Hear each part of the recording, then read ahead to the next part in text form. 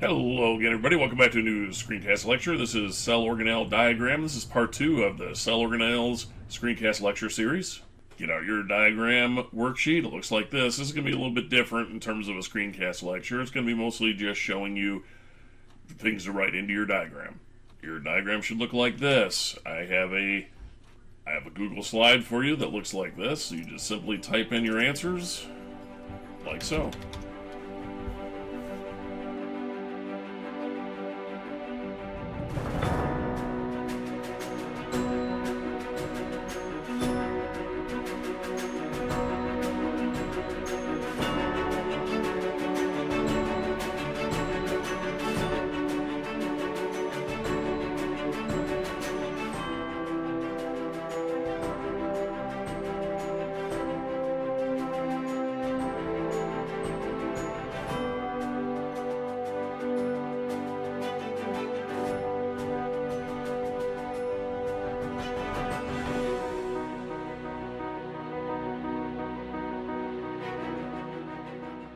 And that's the animal cell. Let's take a look next. Plant cell.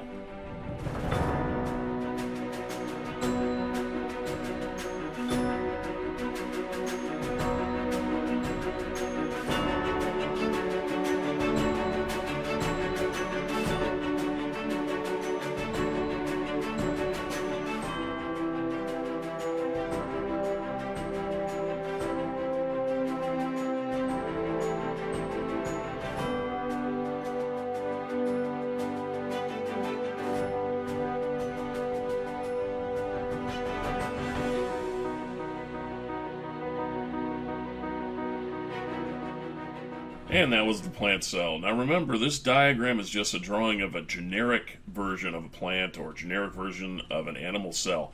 Real plant and animal cells have quite a bit of variation. They don't have all of these organelles always, and they certainly can look very, very different. Other diagrams that you see might look like this, or might look like this. This is, again, another example of a plant cell drawing, or even like these. These are all animal cells. Here are some photos of real cells. Here's an onion cell, pine cell, birch leaf cells,